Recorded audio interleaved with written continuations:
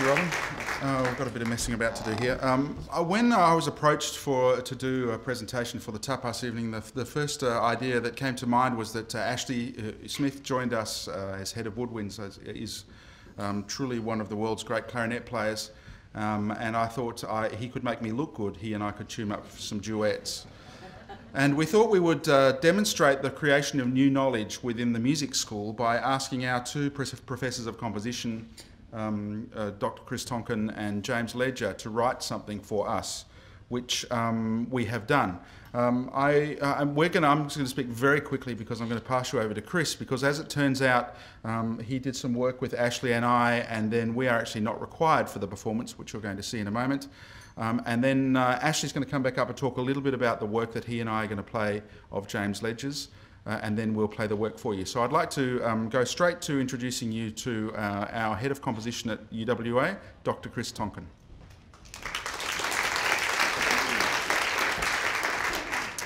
Hi everyone. I've had the idea to do a new electronic score for silent film for a while, so with this event I took the opportunity to test the idea out.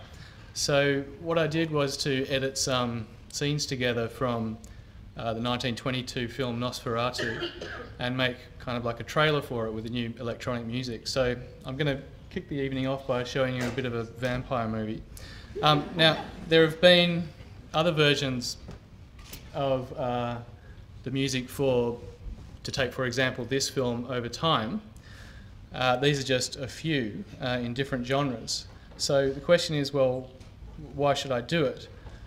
Well, music and sound, they have this ability to really change our interpretation of what we see. And even if you're not a musician, we all intuitively know this. It can change your emotional response, your interpretation of character, of relationships, of plot even. So I can make some new music for a silent film as a contemporary response to this film. And my response is going to be very different from someone's in 1922, not just because I'm a different person, but because I live in a different time. So if I'm to do this film, then there will be more versions over the next 50 years, and those will generate a different response as well, because those people will be living in a different time. So in this way, silent film can really be this living artwork.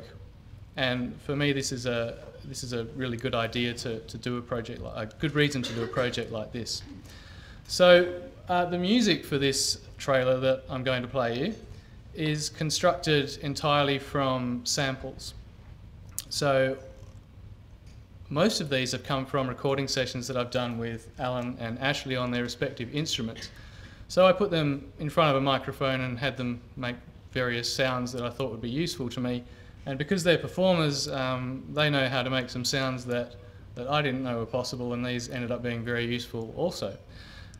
These are combined with samples of basically things to do with blood. So the human circulatory system, ultrasounds of the heart and veins and things like these. And so they're all manipulated in some way and put together on the computer to make this electronic score.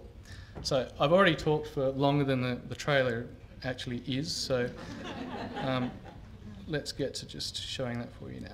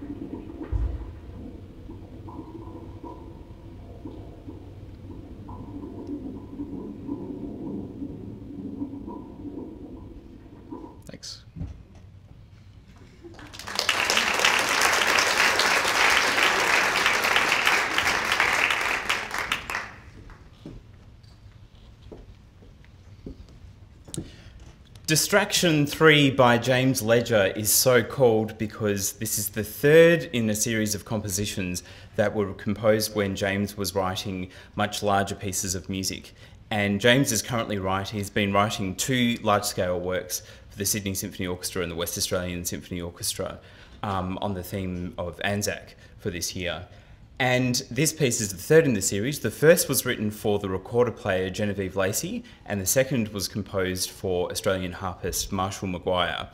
What is really cool about this piece is that it's a world premiere tonight, and it may in fact be the world premiere of euphonium and bass clarinet as a duo. As far as we know, no one has ever explored these 2 instruments before. And Alan and I have been ridiculously excited because it's surprising why no one has done this. And James's piece is going to show you just how alike these 2 instruments can sound. The piece is an exploration in the transformation of one sound to the next. So the idea is that you're not going to be able to tell where the euphonium ends and where the bass clarinet begins. It explores the very substance of sound itself. So you're going to see how the bass clarinet breaks up the sound spectrum, and you're going to see how it produces many, many tones at the same time. While in the euphonium part, we see some really cool effects where we're playing with our perception of pitch. How closely can we perceive changes in pitch, moving higher and lower? This is going to be something extraordinary because it is the first time these 2 instruments, maybe the first time these 2 instruments have been put together. So I hope you enjoy this piece by James Ledger.